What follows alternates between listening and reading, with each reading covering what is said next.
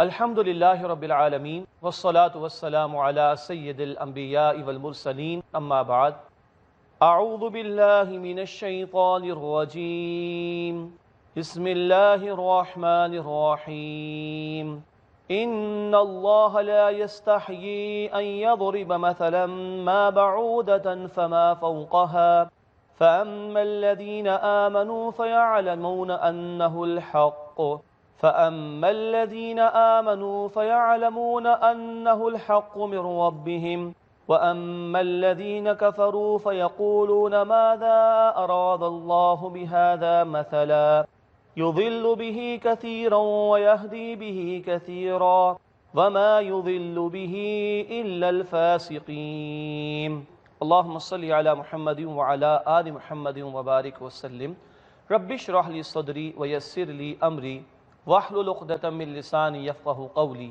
واجعل لی وزیرا من اہلی آمین یا رب العالمین۔ ناظرین کرام السلام علیکم ورحمۃ اللہ وبرکاتہ۔ ہم بات کر رہے ہیں سورۃ البقرہ کے حوالے سے اور فہم قرآن کے سلسلے میں آج ہم مطالعہ شروع کر رہے ہیں سورۃ البقرہ کی آیت نمبر 26 سے۔ اس مقام پر اللہ سبحانہ وتعالیٰ نے کچھ لوگوں کے ایک اعتراض کا جواب دیا ہے، آئیے مطالعہ کریں۔ فرمایا ان اللہ لا یستحیی، بے شک اللہ سبحانہ وتعالیٰ اس بات میں جھجک محسوس نہیں فرماتا ان یضرب مثلا، کہ وہ مثال بیان فرمائے کوئی، ما بعودۃ فما فوقها، کہ وہ مثال مچھر جیسی ہو یا اس سے بھی بڑھ کر، ہاں مچھر کی مثال ہو یا مچھر جیسی چیز سے بڑھ کر کوئی حقیر شے ہو اور اس کی مثال ہو، اللہ کو اس میں کوئی جھجک نہیں ہے۔ فاما الذین آمنوا، پس وہ لوگ کہ جو ایمان لائے، فَيَعْلَمُونَ أَنَّهُ الْحَقُّ مِنْ رَبِّهِمْ، تو وہ جانتے ہیں کہ یہ ان کے رب کی طرف سے حق ہے۔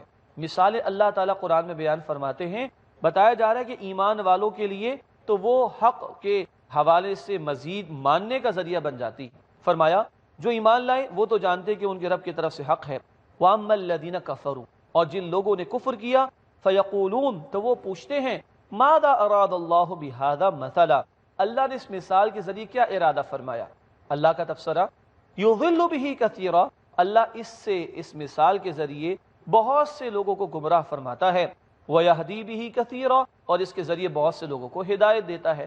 قرآن کی یہ مثالیں، قرآن کی یہ آیات، ان کے ذریعے گمراہ بھی فرماتا ہے اور ان کے ذریعے ہدایت بھی عطا فرماتا ہے۔ ہاں یہ وضاحت فرما دی گئی گمراہ کون ہوتے ہیں، کن کو گمراہی نصیب ہوتی ہے۔ وما یضل بہ الا الفاسقین، اور اللہ اس کے ذریعے گمراہ کرتا ہے کن کو؟ جو فاسقین ہوں۔ قرآن حکیم میں کئی مثالیں ہیں، مکڑی کی بھی ہے، مکھی کی بھی ہے اور دیگر مثالیں بھی ہیں۔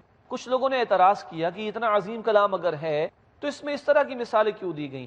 بتایا جا رہا ہے کہ یہ مثالیں دی جاتی ہیں لوگوں کے لیے، اللہ کو مثالوں کی ضرورت نہیں، یہ مثالیں لوگوں کے لیے دی جاتی ہیں، اور جو حق کی تلاش میں ہوں گے ایک ایک مثال ان کے لیے ایمان میں اضافے کا باعث بنے گی، اور جن کے دلوں میں ٹیڑھ ہوگا، جن کے دلوں میں کوئی خبث یعنی ناپاکی ہوگی، وہ ان مثالوں کو پڑھیں گے تو گمراہ ہوتے چلے جائیں گے۔ ہاں یاد رہے اللہ کا قانون ہدایت پہلے بھی ہم نے سمجھا، اللہ نے ہمیں پیدا کیا، امتحان کے طور پر بھیجا، جو حق کی طرف بڑھنا چاہے گا اس کے لیے وہی راستہ آسان فرما دیا جائے گا، اور جو گمراہی کی طرف بڑھنا چاہے گا اس کو اسی راستے کی توفیق مل جائے گی۔ زبردستی کسی کو گمراہ نہیں کیا جاتا، زبردستی کسی کو ہدایت نہیں دی جاتی۔ یہاں فرمایا کہ دیکھو اس طرح کی مثالوں سے اللہ گمراہ بھی فرماتا ہے اور اللہ ہدایت بھی دیتا ہے، اور گمراہ کے لیے فرماتا ہے جو فاسق ہوں۔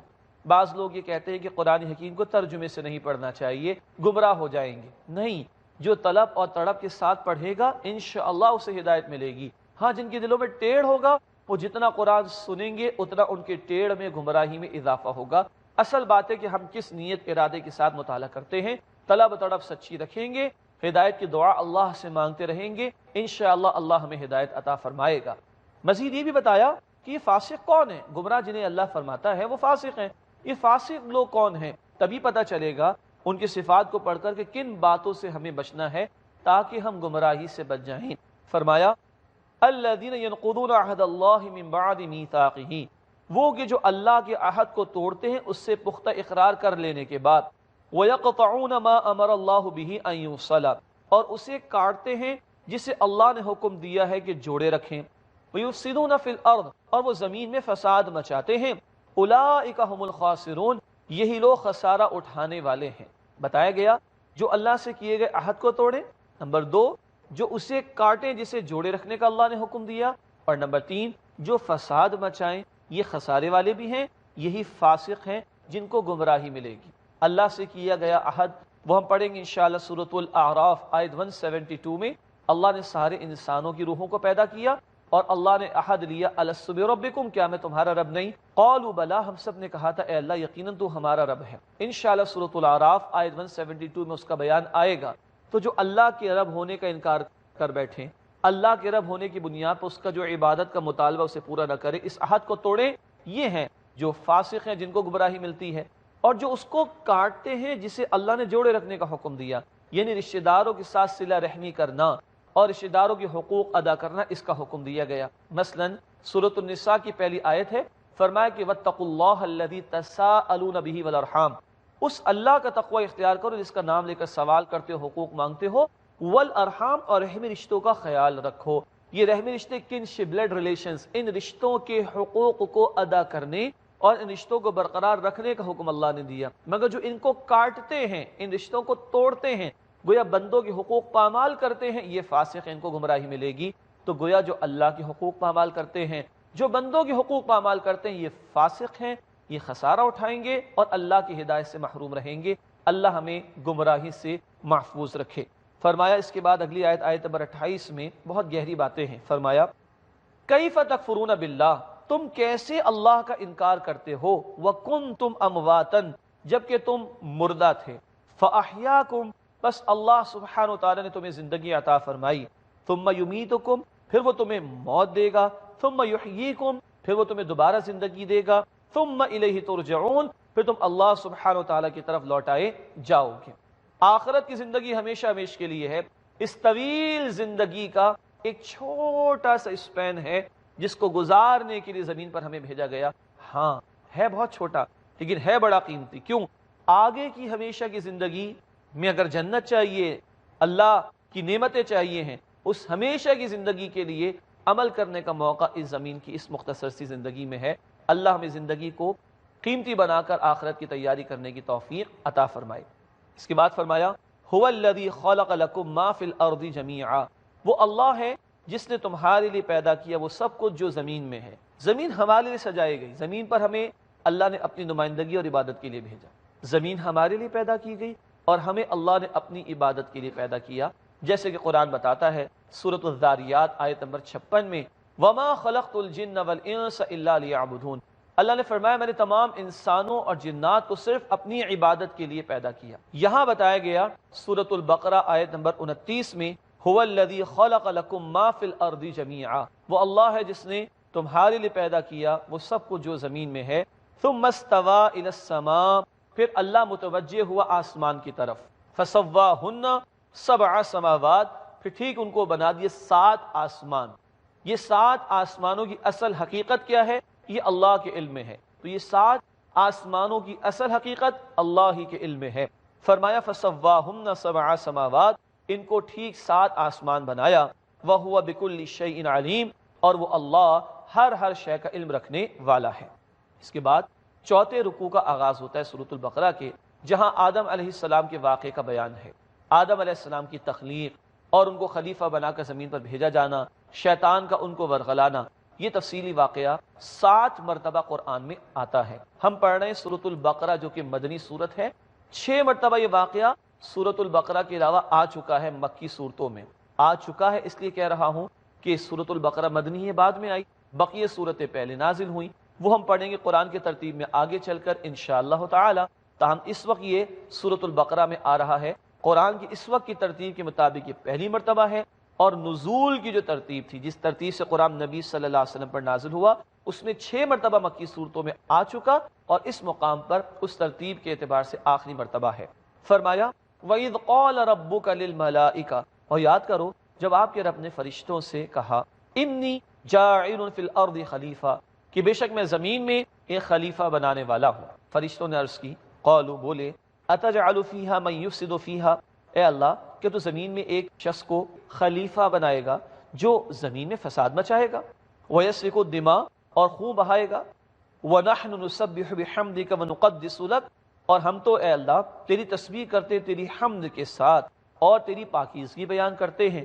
قال، اللہ نے فرمایا، انی اعلم ما لا تعلمون، بے شک جو کچھ میں جانتا ہوں تم نہیں جانتے۔ فرشتوں نے جو گزارش رکھی اس کی ایک وجہ مفسرین نے یہ بیان فرمائی کہ انسان سے پہلے جنات پیدا کر دیے گئے تھے، اور جنات کو بھی امتحان کے لیے پیدا کیا گیا، جنات کو بھی اختیار دیا گیا، چاہیں تو نیکی کریں چاہیں تو بدی کریں۔ جنات اس سے پہلے زمین پر بڑی تباہی مچا چکے تھے۔ فرشتوں کو خیال آیا کہ اگر انسان کو جو بھیجا جا رہا ہے خلیفہ بنا کر، اگر اس کو بھی اختیار دیا گیا نیکی بدی کا، تو یہ اختیار کو غلط استعمال کر کے فساد نہ مچائے۔ یہ گزارش فرشتوں نے اللہ کے حضور رکھی تو اللہ نے فرمایا، قال انی اعلم ما لا تعلمون، اللہ نے فرمایا کہ بے شک جو کچھ میں جانتا ہوں تم نہیں جانتے۔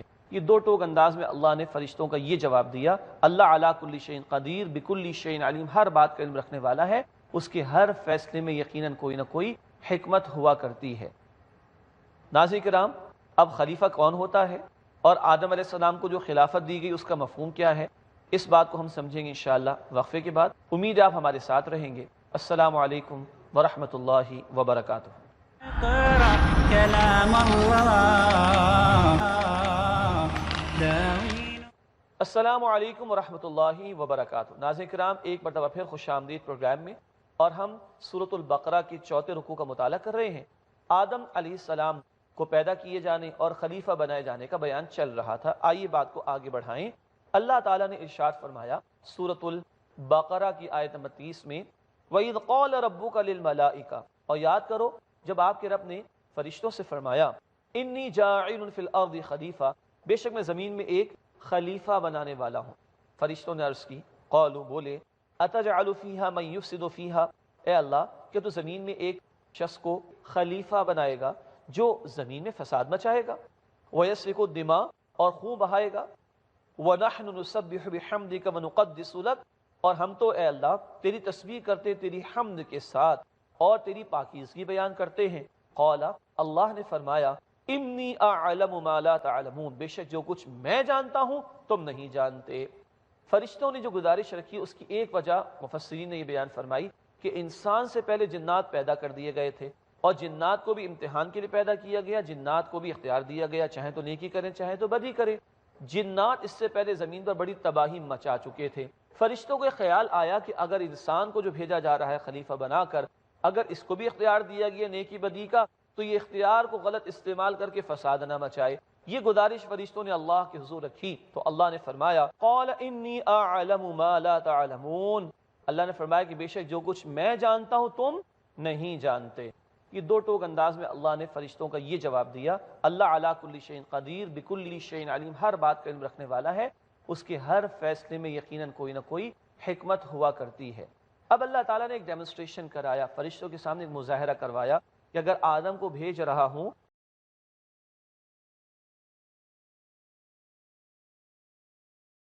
کلھا، اور اللہ سبحانہ و تعالیٰ نے آدم علیہ السلام کو تمام چیزوں کے نام سکھائے۔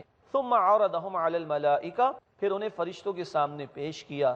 فقال، بس اللہ نے فرمایا، انبئونی باسماء ہؤلاء ان کنتم صادقین، فرمایا اللہ سبحانہ وتعالی نے مجھے ان چیزوں کے نام بتاؤ اگر تم سچے ہو۔ قالوا، فرشتوں نے عرض کی، بہت پیارا جواب، بڑا عاجزی پر مبنی جواب ہے، سبحانک، اے اللہ تو پاک ہے۔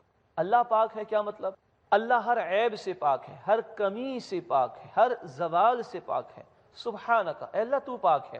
لا علم لنا الا ما علمتنا، ہمیں تو کوئی علم نہیں سوائے اس کے جو تو نے ہمیں عطا فرمایا۔ انک انت العلیم الحکیم، بے شک اے اللہ تو ہر بات کا علم رکھنے والا اور حکمت والا ہے۔ تو اللہ تعالیٰ نے اسماء، چیزوں کا علم سکھایا آدم علیہ السلام کو۔ مفسرین نے بیان فرمایا کہ اس سے مراد یہ دنیاوی علوم ہے اور دنیا کے وسائل کا علم ہے۔ کیوں؟ آدم علیہ السلام جو زمین پر خلیفہ بنا کر بھیجے جا رہے تو خلافت کا نظام زمین پر قائم ہوگا نا، تو زمین کے وسائل کا علم ہونا ضروری ہے۔ اسی لیے دنیاوی علوم کا حاصل کرنا مسلمانوں کے لیے بھی ضروری ہے، ٹیکنالوجی کا حاصل کرنا مسلمانوں کے لیے بھی ضروری ہے، تاکہ زمین کے وسائل کو استعمال کرنا بھی آتا ہو، تب جا کے خلافت زمین پر قائم ہوگی۔ ہاں، صرف دنیاوی علوم کافی نہیں، صرف ٹیکنالوجی کا علم کافی نہیں، اس کے ساتھ علم ہدایت کی ضرورت بھی ہے علم وحی کی ضرورت بھی ہے، اس کا بیان اسی رکوع میں آگے چل کر آیت نمبر 38 میں 38 میں آئے گا انشاءاللہ۔ بہرحال فرشتوں نے اپنی عاجزی اللہ کے سامنے پیش کی، فلاں فلاں چیزیں رکھوا دی گئیں، اس کا علم اللہ کو ہے۔ آدم علیہ السلام سے ابھی اللہ تعالیٰ کہیں گے، وہ بتا دیں گے، مگر فرشتوں نے کیا کہا؟ سبحانک لا علم لنا الا ما علمتنا، اے اللہ تو پاک ہے، ہمارے پاس کوئی علم نہیں سوائے اس کے جو تو نے عطا فرمایا۔ انک انت العلیم الحکیم، بے شک اللہ تو خوب علم رکھنے والا، حکمت والا ہے۔ قال یا آدم، اللہ تعالیٰ نے فرمایا اے آدم، انبئہم باسمائہم، ان چیزوں کے نام بتا دو۔ فلما انبأہم باسمائہم، جب آدم علیہ السلام نے انہیں ان چیزوں کے نام بتا دیے، قال، اللہ نے فرمایا، الم اقل لکم، کیا میں نے تم سے کہا نہیں تھا، انی اعلم غیب السماوات والارض، کہ بے شک میں آسمان و زمین کی غیب کو جانتا ہوں، کل علم تو اللہ کے پاس ہے، وَأَعْلَمُ مَا تُبْدُونَ وَمَا كُنْتُمْ تَكْتُمُونَ، اور میں جانتا ہوں جو کچھ تم ظاہر کرتے ہو اور جو کچھ تم چھپاتے ہو۔ اس کے بعد شیطان کا ذکر آتا ہے، ابلیس۔ وَإِذْ قُلْنَا لِلْمَلَائِكَةِ اسْجُدُوا لِآدَمَ، اور یاد کرو جب ہم نے فرشتوں کو کہا کہ تم سجدہ کرو آدم کو، فَسَجَدُوا إِلَّا إِبْلِيسَ، تو سب فرشتوں نے سجدہ کیا سوائے ابلیس کے۔ جب یہ واقعہ ہم پہلی مرتبہ پڑھتے ہیں تو عجیب لگتا ہے کہ کیا یہ فرشتہ تھا، اس سے سجدہ نہ کیا، کیونکہ اللہ نے سارے فرشتوں کو حکم دیا۔ تو قرآن خود اس کی وضاحت کرتا ہے۔ قرآن کی تفسیر سب سے پہلے قرآن میں دیکھیں گے، وضاحت سب سے پہلے قرآن میں تلاش کریں گے۔ سورۃ الکہف آیت نمبر 50 میں ذکر ہے، کان من الجن، یہ شیطان، یہ ابلیس جنات میں سے تھا، ففسق عن امر ربہ، اس نے اپنے رب کے حکم کی نافرمانی کی۔ تو یہ جنات میں سے ہے، فرشتوں میں سے نہیں، اور فرشتے اللہ کی نافرمانی کرتے نہیں ہیں۔ سورۃ التحریم آیت نمبر 6 میں بیان ہے، لا يعصون اللہ ما امرہم ویفعلون ما یؤمرون، اللہ کی نافرمانی نہیں کرتے فرشتے، اور وہی کرتے جس کا اللہ انہیں حکم دیتا ہے۔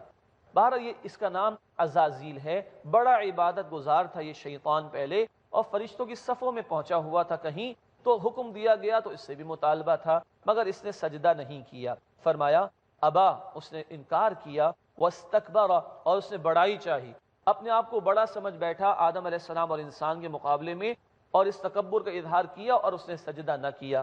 وَكَانَ مِنَ الْكَافِرِينَ، اور وہ کافروں میں سے ہو گیا، سجدہ اس نے نہیں کیا۔ لیکن جیسے کہ میں نے عرض کیا، تفصیلات ہم مکی صورتوں میں انشاءاللہ تعالیٰ پڑھیں گے، جہاں 6 مرتبہ یہ واقعہ اللہ سبحانہ وتعالیٰ نے بیان فرمایا ہے۔ وَقُلْنَا يَا آدَمُ اسْكُنْ أَنْتَ وَزَوْجُكَ الْجَنَّةَ، اور ہم نے کہا، اللہ فرماتے ہیں، اے آدم، تم اور تمہاری بیوی اما حوا سلام علیہا جنت میں رہو، وَكُلَا مِنْهَا رَغَدًا حَيْثُ شِئْتُمَا، اور تم دونوں اس میں سے کھاؤ جہاں سے چاہو اطمینان کے ساتھ، وَلَا تَقْرَبَا هَذِهِ الشَّجَرَةَ، اور قریب نہ جانا اس درخت کے، فَتَكُونَ مِنَ الظَّالِمِينَ، اس صورت میں تم دونوں بے انصاف لوگوں میں سے ہو جاؤ گے۔ کون سا درخت تھا، اس کی وضاحت ہمیں نہیں ملتی، اصل میں یہ امتحان کرانا مقصود تھا اور باقی انسانیت کو بتانا مقصود تھا، کوئی خاص درخت تھا جس کے پھل کے کھانے سے روکا گیا، منع کیا گیا۔